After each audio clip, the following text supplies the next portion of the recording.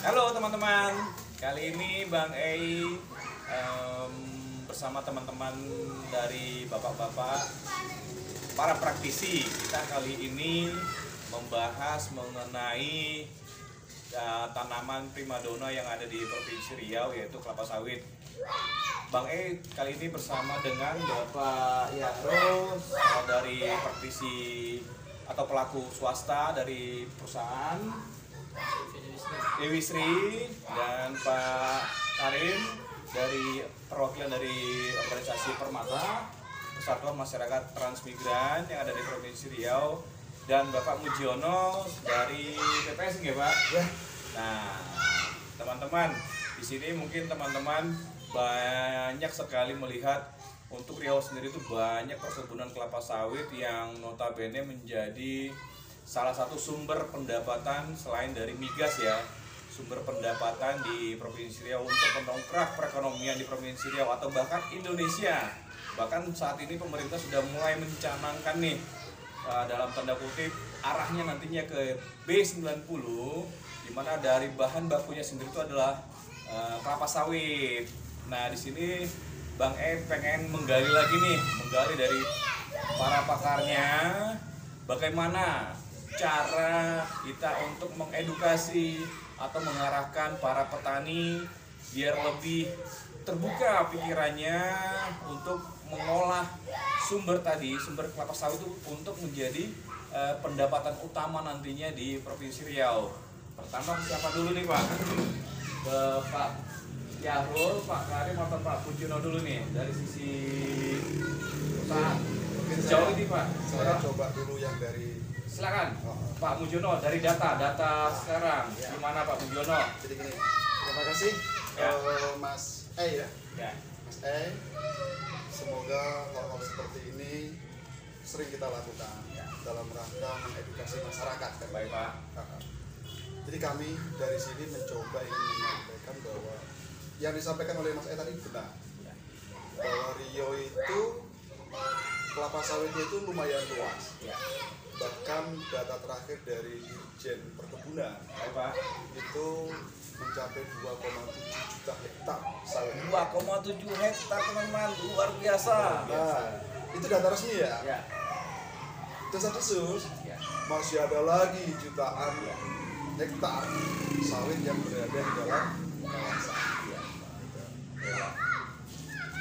Bahkan kalau kita berbicara secara ekonomi, itu BPS alhamdulillah sudah menghitung bahwa sektor pertanian itu di Riau itu menyumbang hampir 25% terhadap total ekonomi Riau. Kemudian industrinya itu industri kelapa sawit, produknya ya kelapa sawit tadi dari sisi pertaniannya. Nah, ekspornya juga alhamdulillah di Riau hampir kurang lebih sekitar 8 miliar US dollar.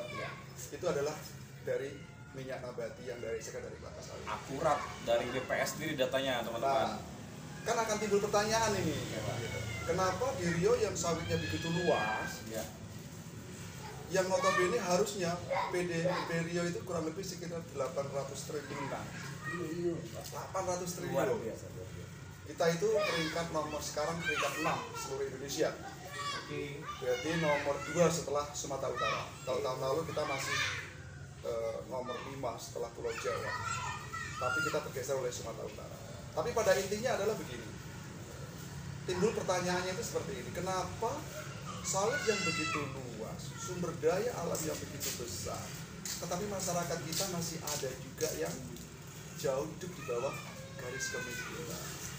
Nah, disinilah sebenarnya bahwa peran dari pemerintah, kemudian teman-teman dari Persatuan Masyarakat Transmigrasi, kemudian juga dari usahawan ya, dari perusahaan. Bagaimana bahwa yang sekarang ini terjadi adalah bahwa petani itu selalu menjerit.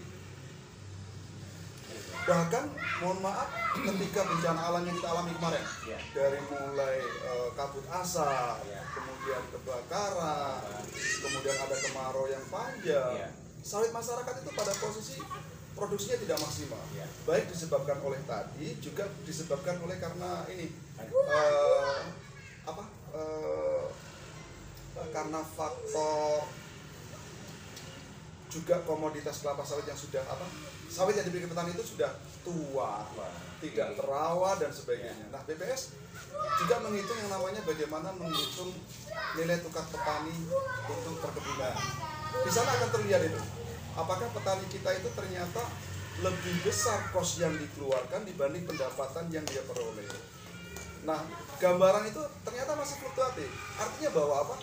Petani kita perlu perhatian penuh, baik dari sisi edukasi, kemudian suntikan-suntikan dalam bentuk pupuk, pendampingan juga Pak ya.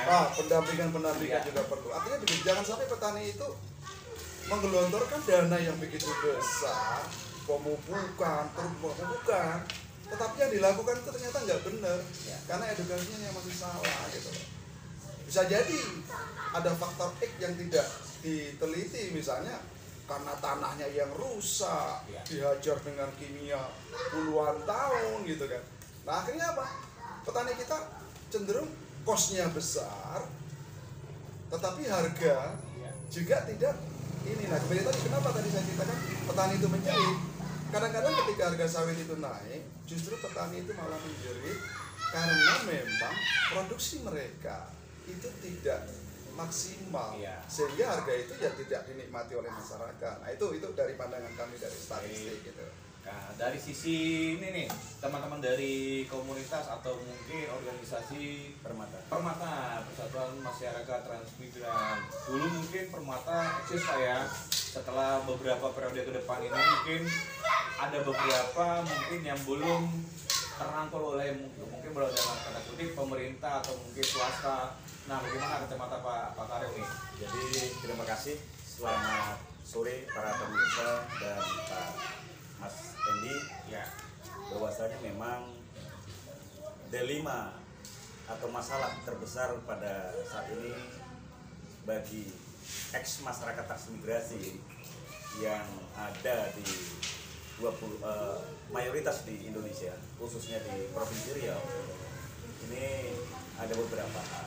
Yang pertama adalah betul apa yang dikatakan oleh Pak Mudiono tadi, ada beberapa kegiatan yang memang harus menjadi perhatian utama. Yang pertama, saat ini ex transmigrasi pola program inti rakyat atau yang kalau dulu dikenal dengan PIR, pola PIR, mayoritas umur tanaman budidaya kelapa sawit itu memang sudah wajib replanting. Dan ini juga menjadi PR tersendiri sebenarnya bagi pemerintah daerah dan pemerintah pusat serta perusahaan-perusahaan bapak angkatnya. Yang kedua adalah ex transmigrasi yang ikut-ikutan atau jumlah masyarakatnya dulu tidak program PIR tapi ikut-ikutan menanam budidaya kelapa sawit. Nah, ini dua hal ini tentu menjadi masalah besar bagi saya sebagai Sekretaris Jenderal Perkumpulan Masyarakat Transmigrasi atau Disingkat Permata Nasional. Nah, mengapa?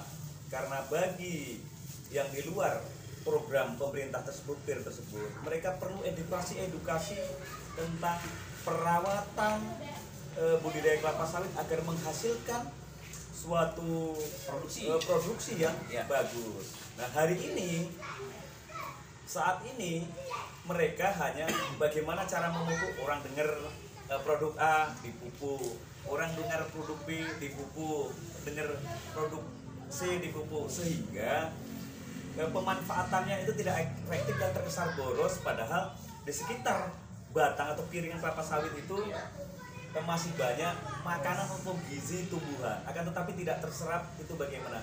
Nah, inilah yang menjadi PR kami di Perkumpulan Masyarakat Transmigrasi menggandeng Pak Mudiono dari Pak Yahrul dari CPD Wisri, salah satu praktisi yang memberikan produk pupuk, bagaimana cara menormalisasi keadaan tanah, bagaimana meningkatkan nutrisi sehingga produk masyarakat transmigrasi tentang budidaya itu hasilnya luar biasa bagus. Nah, hal inilah yang perlu kita pecahkan bersama dalam diskusi kita hari ini, bagaimana mengedukasi masyarakat sehingga menjadi catatan dan PR kita bersama bangsa ini semakin baik tingkat pendapatan daerah dan pendapatan masyarakatnya, sehingga memakmurkan masyarakat sehingga bisa mandiri di bidang pangan. Ini juga salah satu meningkatkan pupuk, ini juga meningkatkan suatu bidang pangan. Dan ini dari masukan-masukan diskusi kecil tadi dengan Pak Mujiono dari Badan Pusat Statistik itu adalah jalan keluar yang bagus, karena memang banyak perkebunan kelapa sawit masyarakat yang tidak terdata oleh pemerintah, tapi itu juga mempengaruhi harga, karena bagaimanapun dengan melimpahnya produk nanti akan mengurangi daya saing, karena mutu buah itu kurang bagus. Mungkin itu sedikit Pak Enji, silakan. Baik, terima kasih Pak Karim. Nah teman-teman, jangan sampai kita jatuh, jangan sampai kita terlena. Pandemi ya pandemi, corona ya corona. Tapi tadi berdasarkan data dari BPS, Pak Mujiono, Pak Karim selaku pelaku di organisasi Transmigran, kita harusnya anak muda atau pengusaha muda yang akan dan sudah pernah terjun di industri kelapa sawit yang menjadi primadona saat ini, jangan pernah yang namanya kita down, ngedrop, patah semangat. Ayo kita mulai produksi lagi, produksi dan terus semangat berproduksi. Nah di sini nih tadi sudah disampaikan Pak Mujiono untuk data secara BPS sendiri itu berapa tadi Pak? Kalau luas kelapa sawit kita itu yang dari Dirjen Perkebunan itu 2,7 jutaan.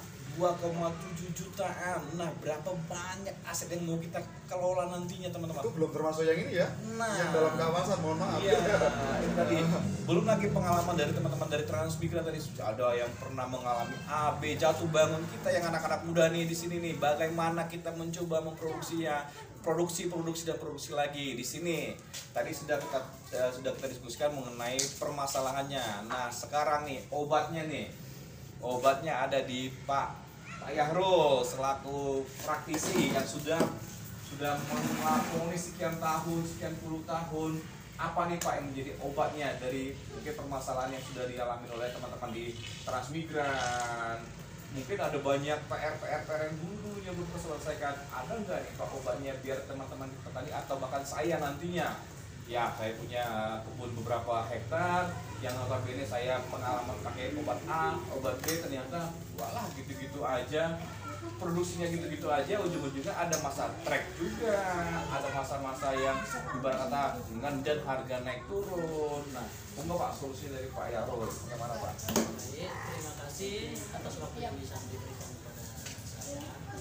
Jadi sini saya mewakili dari manajemen CV Industri yang bergerak di bidang distributor penjualan pupuk. Ya. Jadi menyikapi apa yang tadi disampaikan Pak Mujiono dari data BPS, itu sebenarnya ironis kalau masyarakat Riau ini tidak makmur. Kenapa? Karena salah satu produk unggulan tidak bisa kita pungkiri bahwa kelapa sawit adalah salah satu komoditi unggulan masyarakat Riau pada umumnya. Iya, pastinya. Hanya saja pada faktanya, pada kenyataannya kepemilikan kebun kelapa sawit selagi dia 10 hektar ke bawah itu hanya sebuah kebanggaan. Kenapa saya sampaikan sebuah kebanggaan? Karena kalau dinilai dari hasil yang dicapai oleh masyarakat yang memiliki kebun, mohon maaf 2, 3, 4 hektar, itu belum bisa dijadikan sebuah tolok ukur kemakmuran. Kenapa seperti itu? Harga sawit ini kan fluktuatif kan? Betul Pak. Fluktuatif, kadang naik, kadang turun. Nah, berkaitan dengan cost yang berhubungan dengan produksi kelapa sawit, tentu pemupukan tidak bisa dianggap remeh. Sementara harga pupuk kalau sudah naik, nggak mau lagi turun. Yang akhirnya apa? Saat masyarakat atau petani sawit menerima hasil sawit tidak maksimal, tentu kemampuan daya beli petani untuk membeli pupuk jadi menurun.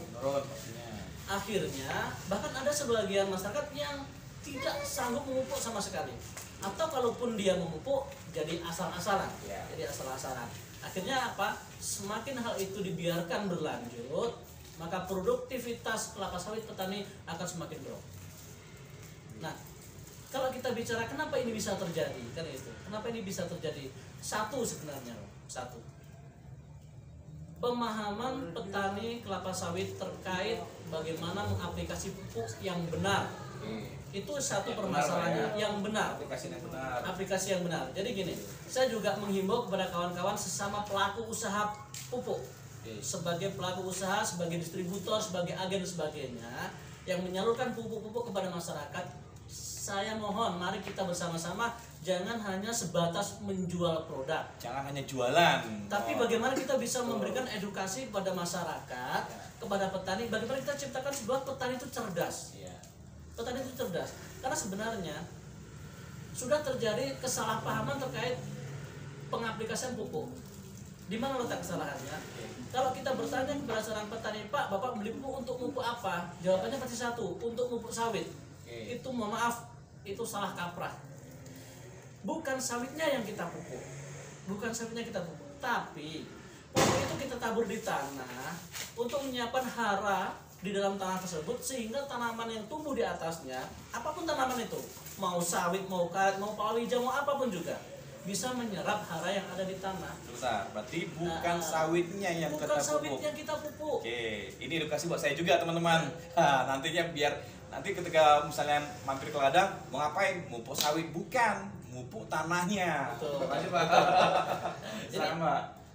kenapa kita sampaikan tanah? Kan media tanam sawit kan di tanah. Ya. Artinya yang diserap oleh sawit sebagai unsur makanan dia, nutrisi dia itu kan dari tanah. Ya. Nah, selama ini selagi alam belum tercemari, belum terkontaminasi dengan hal-hal kimia pada umumnya ya, mungkin hara sudah disediakan oleh tanah. Ya. Hara sudah disediakan. Tapi karena lama-kelamaan hara itu diserap oleh tanaman, mau tidak mau, kalau kita menginginkan hasil yang optimal, kita bantulah, kita supportlah hara tersebut. Dengan cara apa? Dengan cara diberikan pupuk. Nah, dalam hal ini ada beberapa metode pemupukan, ada yang menggunakan kimia, ada yang organik, kan seperti itu. Nah, hal itu kembali lagi kepada pelaku petani itu sendiri. Ya. Kalau memang mau menggunakan kimia silahkan, tapi tolong ada aturan mainnya. Karena semakin lama kita menggunakan kimia, maka tanah kita ini nanti akan terkontaminasi. Ya kan gitu. Jenuh dia nanti jadinya. Nah, bukti tanah itu jenuh apa? Dia keras. Kan?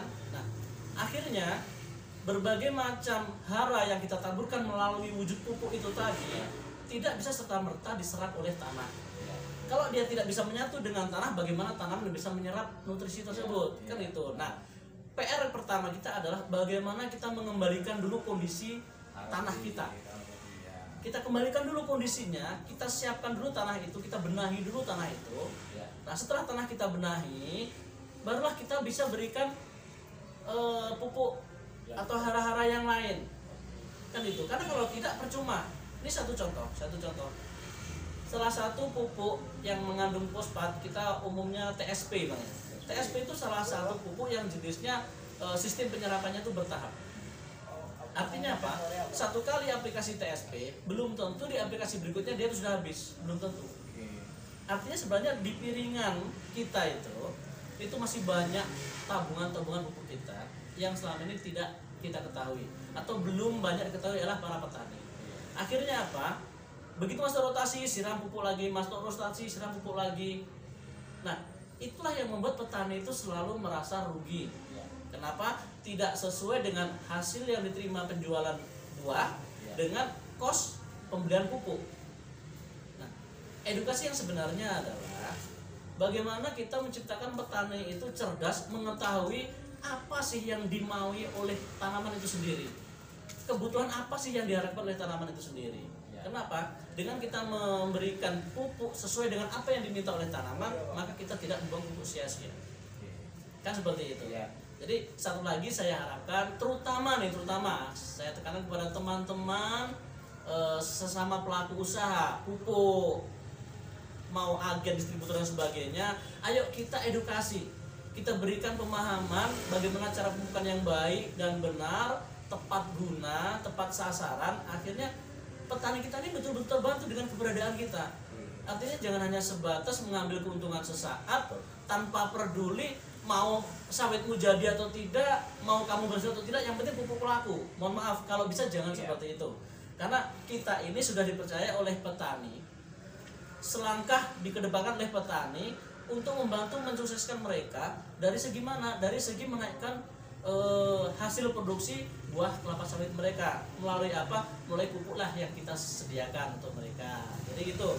Jadi saya juga berharap pada para petani, saya juga petani, sama-sama kita petani, belajar dari pengalaman.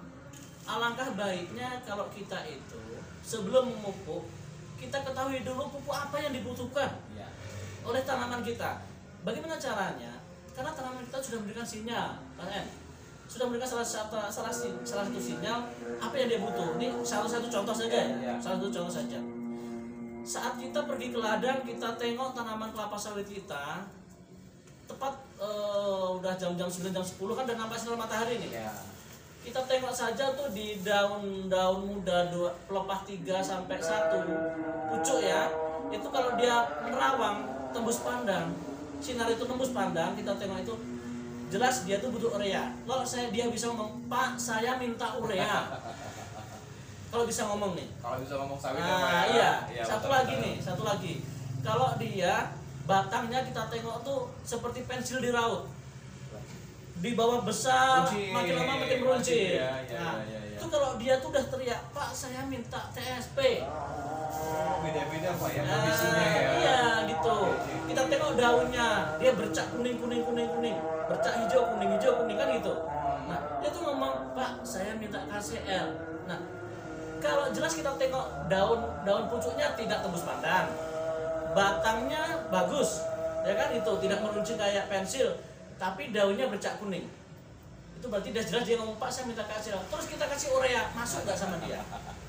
Boleh lah ya, keren. Ya kan?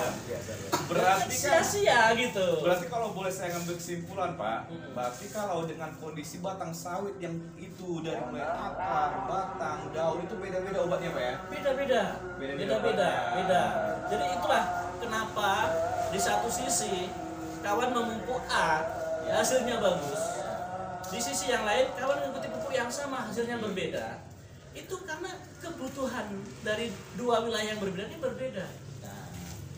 Makanya teman-teman, jangan asal melihat sawit itu bagus. Lihat dulu dari akar, batang, daun, pelepah, bahkan ke buahnya nantinya gitu loh. Nah, di belakang ini nih ada banyak tumpukan apa? Saya juga bingung nih.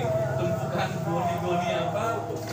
Mungkin Pak Yahrul yang bisa menyampaikan nih apa nih sekarang tumpukan ini. Saya juga bingung. Saya memang punya sedikit sawit, cuma kan saya biasanya pakai yang kalau nggak kimia, organik. Saya juga bingung, organik pun ada macam-macam, kimia juga ada macam-macam, ada yang majemuk, ada yang tunggal. Nah, saya juga bingung nih gimana. Di belakang kita ini ada banyak tumpukan yang bisa menjelaskan mungkin Pak Yahrul. Silakan Pak, apa nih yang tumpukannya Pak? Ini tumpukan yang pertama ini dolomit.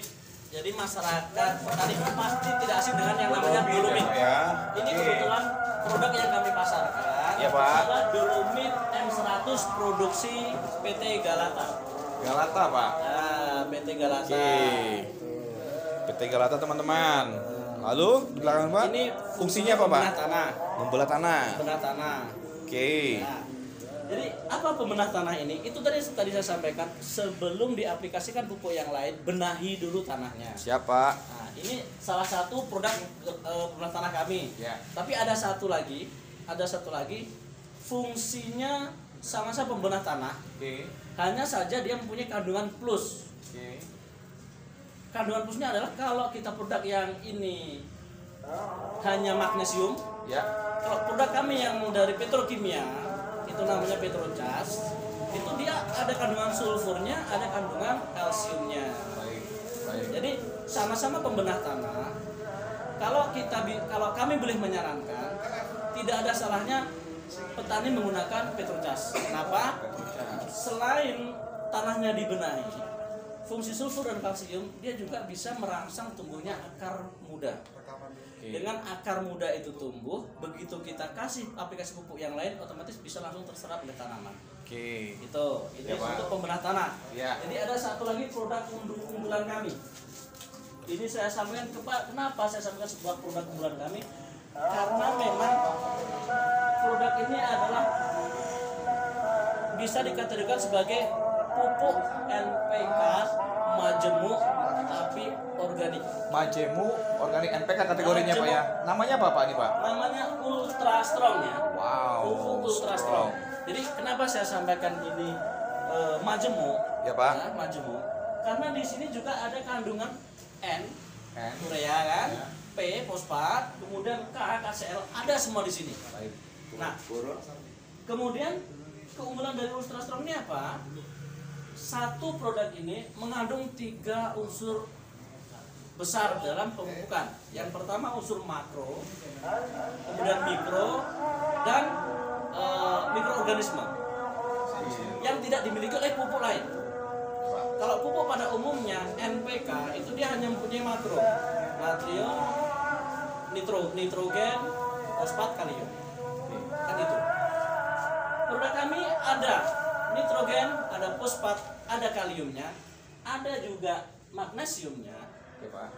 Plus di situ ada Fe besinya, di situ ada boronnya, di situ ada mangannya, dan yang tidak dimiliki oleh produk lain adalah di sini ada mikroorganisme yang akan membantu bagaimana pupuk-pupuk kimia yang selama ini sudah ada di piringan itu bisa dinetralisir, bisa dibantu penyerapannya oleh tanaman. Wow, luar biasa teman-teman. Saya juga dari tadi bingung nih. Kok di sini nih ada tumpukan-tumpukan, udah gitu Pak, mohon maaf aromanya Pak ya. Aromanya sedikit Beda ya? iya. Kalau teman mungkin berada di sini teman-teman, aromanya tuh kayak ya mohon maaf nih, kayak ada sedikit amis-amisnya.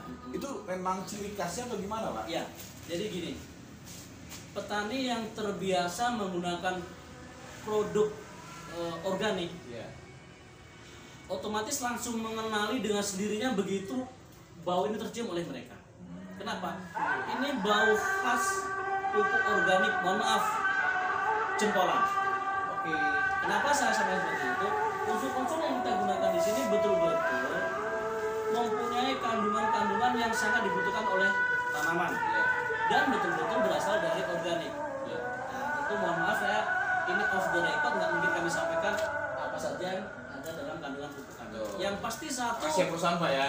iya, yang pasti satu pupuk kami organik, dan kelemahan pupuk yang lain kalau mau mengaplikasikan pemupukan dia butuh bulan yang tepat.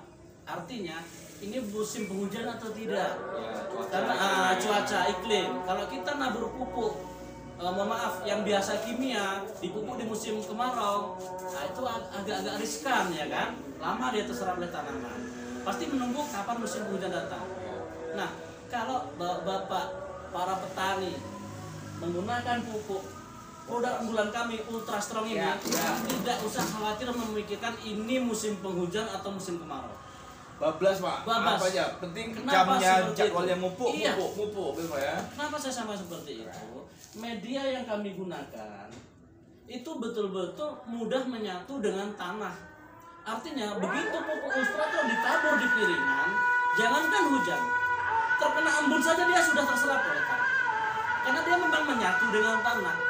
Nanti bapak-bapak kalau yang belum paham tentang Ultra Strong bisa dicari informasi setelah mendapatkan pupuk kami. Coba dilihat. Nah, silahkan lihat bagaimana betul nggak apa yang saya sampaikan, bahwa media pupuk yang kami gunakan ini bisa betul-betul menyatu dengan tanah tanpa harus menunggu musim penghujan. Itu tadi saya bilang teman-teman, saya juga butuh yang namanya pupuk. Saya juga butuh yang namanya nutrisi ke tanaman sawit saya. Kalau seumpama nih teman-teman di rumah pengen mendapatkan ini, apakah sudah di toko atau belum ada beredar di toko? Bagaimana Pak? Atau gimana? Siapa yang bisa kita hubungi untuk mendapatkan pupuk ini Pak? Oh gini, kalau untuk mendapatkan pupuk ini, memang sementara ini pupuk belum beredar di toko. Oke. Belum beredar di toko. Kami lebih memberikan pangsa pasar ini kepada masyarakat yang langsung di sumber kebun itu sendiri. Kalau toko biasanya mohon maaf nih, di kota besar pun ada toko. Iya. Artinya untuk sementara ini pemikiran kami adalah, karena ini merupakan sebuah produk baru dari kami ya, kami akan lebih mengambil pasar itu langsung ke petani, ke lingkungan petani. agar bekerja sama dengan ya, masyarakat bekerja sama transmigrasi. dengan masyarakat transmigrasi. Kenapa seperti itu? Kami akan mengurangi bagaimana petani itu tidak terkena kos dan kos lagi. Kalau ini saya taruh, mohon maaf, di toko Pekanbaru yang membutuhkan di Indragiri sana, tentu kosnya udah besar. Repot. Ya. Nah, bekerja sama dengan Persatuan Permata, nanti Permata yang akan mengkoordinir para petani-petani di setiap wilayah. Nah, dan yang saya ketahui juga Permata mohon bantuan dari Bapak Mujono selaku BPS untuk pengambilan data Sampel, Pak, ya. Data petani, kebun yang luas di wilayah mana. Ya. Tentu dari BPS lebih paham. Nah, terkait masalah pangsa pasar, jujur dari kami pihak perusahaan memang lebih menyentuh kepada si petani di petani itu sendiri terkait bagaimana pasar itu dioperasikan di bawah. Kami dari perusahaan memberikan kewenangan penuh kepada organisasi Permata untuk mengkoordinir seberapa besar kebutuhan petani terkait pupuk yang mereka inginkan. Kemudian kami siap memberikan pendampingan, kami siap memberikan presentasi, memberikan edukasi kepada masyarakat selagi dari Permata membutuhkan kehadiran kami siap. Baik, Pak Yarul, kalau boleh tahu nanti biar teman-teman dimanapun berada, di kota manapun, mau di Provinsi Riau atau dimanapun teman-teman berada, boleh nggak nanti Pak Yarul share nanti nomor teleponnya di sini nanti? Boleh ya Pak ya, biar teman-teman biar nanti ketika butuh yang namanya edukasi, butuh yang namanya pupuk ataupun butuh yang namanya segala sesuatu yang berkaitan dengan sawit, tanaman sawit teman-teman, bisa nanti menghubungi nomor yang nanti saya share di video ini. Nah, secara kesimpulan mungkin yang saya dapat, biar tidak ibarat kata teman-teman tidak meraba-raba atau tidak gambling dalam gue punya duit nih, pengen invest dulu di sawit. Nah, sementara sawit sekarang ngeri-ngeri sedap, harga bisa naik turun. Nah, tadi saya sudah saya ibarat kata minta pendapat dari berdasarkan data yang ada di Provinsi Riau melalui Pak Mujono dari BPS. Itu ibarat kata Pak Yarul sudah mengkaji sebelum beliau ibarat kata mendistribusikan pupuk ke petani, sebelum memproduksi ibarat kata pupuk yang ada di sekarang ini berdasarkan data yang diberikan oleh BPS. Nah, jangan sampai kita memproduksi segala sesuatu yang berkaitan dengan sawit tidak dibarengi sama data ya Pak ya. Itu namanya nol, berarti tidak ada yang namanya sumber akurat. Ditambah lagi pengaplikasian dari teman-teman organisasi Permata yang selama ini punya pengalaman pahit dengan obat-obatan atau pupuk yang notabene yang tidak tahu sumbernya dari mana, ya mungkin pengalaman yang dulu jangan diapakan lagi, jangan diaplikasikan lagi, jadikanlah pelajaran untuk kedepannya.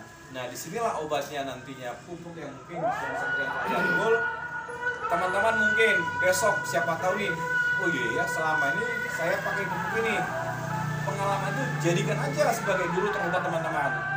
Kedepannya, kalau mau nantinya biar tanaman sawitnya produksinya bagus dan terus produksi putaran 2 minggu produksinya bagus, putaran 2 minggu mulai dari akar, ibarat kata pelepah, batang, akar sampai ke dasar-dasar itu bagus semuanya, sampai buahnya juga bagus dan dompet teman-teman juga bagus. Mulailah ya Pak ya, mulailah, ayo kita mulai membenah lagi. Jangan gara-gara pandemi ujung-ujungnya malas ke ladang, malas keringat, malas ngapa-ngapain, ujung-ujungnya nggak produksi. Jadi satu yang bisa kita sampaikan sebenarnya, obat mujarab bagaimana tanaman kita itu bagus adalah tapak kaki. Tapak kaki ya. Kenapa? Kan tapak kaki kita ya, Iya. Kenapa Satu lagi tuh tapak kaki tuh. Ya. Saya baru dengar juga nih. Iya. Kenapa saya sampaikan obat mujarab tanaman kita itu tapak kaki kita? Ya, Pak. Dengan seringnya tapak kaki kita berada di ladang kita, otomatis kita akan mengetahui Itu dia. kondisi tanaman kita ini seperti apa. Dia maunya minta apa. Tapi kalau kita tidak pernah menampakkan kaki kita di ladang kita, ya mohon maaf, mungkin uang udah berlebih akhirnya bisa menyuruh orang. tentu juga belum tentu kita bisa mendapatkan hal yang positif juga dari ladang itu. Berarti kalau boleh saya tarik kesimpulan antara tanaman sawit dan situannya, situan planet tadi mungkin itu Harus chemistry, harus ada chemistry. itu yang saya mau bilang tadi, ada hubungan emosional gitu loh. Mas Hendi, ini Siapa? siapa ini? Siapa? Silakan Pak Mujono. Nah, ini teman-teman, terima kasih Mas Hendi ya undangannya ya. Siapa? Jadi kami dari mewakili pemerintah ya kan, gitu ya. Siapa? BPS itu memang tugas utamanya adalah menyiapkan sebuah data. BPS itu hanya boleh memotret. Kami senang kali nih diundang nih kan gitu. Iya. Karena kami berharap memang data kami yang kami kaji, yang kami lakukan justru harusnya dimanfaatkan oleh teman-teman seperti dari Permata, kemudian dari pelaku usaha. Iya, Pak. Artinya apa? Jangan sampai data yang kami hasilkan itu karena tidak dimanfaatkan sehingga bernilai sia-sia. Kami Sama sangat kayak senang. berperang Pak ya, kita kalau nggak punya peluru, nggak punya data, kita mau perang ya sia-sia Nah, gitu ya. kami sangat ini karena gini harapan kami adalah kami jujur lebih suka menghitung itu yang manis mas daripada menghitung yang pahit. Kami di Riau BPS ya, kami itu berharap potensi perkebunan kita yang sangat besar ini itu bisa memiliki nilai tambah yang memang dinikmati oleh petani gitu. Jadi ketika Pak Yarul tadi kemudian dari Permata menyampaikan bahwa perlunya edukasi, kemudian perlunya bagaimana kos petani itu semakin mengecil sehingga pendapatannya semakin besar. Nah itu tugas dari teman-teman nih gitu loh. Tugas dari Permata, tugas dari Pak Yarul sebagai pelaku usaha, juga Mas Hendi mungkin yang punya kebun gitu ya, juga para audien gitu. Karena kami jujur kami hanya bisa memotret, menyediakan data. Ini loh fakta. Apa yang dilakukan ya seperti tadi. Kami sangat senang kali. Mungkin udah Ya, waktu mas. satu lagi terakhir. Pak Yarul, kalau untuk teman-teman di luar kota bisa dikirim nggak pupuknya Pak? Bisa. Bisa, Bisa ya? bisa. Tuh teman-teman, bisa Jadi, dikirim tuh. dimanapun berada, Ya, ya, dimanapun berada di wilayah Indonesia, kan ada perwakilan dari Permata. Siap. Persatuan Masyarakat Transmigrasi ini nasional. Nasional. Jadi bagi yang ada di Sulawesi silahkan kontak Permata Sulawesi. Nanti pihak Permata akan konfirmasi ke kami. Kami akan distribusikan bukunya. Tuh teman-teman, jangan pernah takut dimanapun teman-teman berada, pupuknya siap antar melalui mungkin organisasi Permata.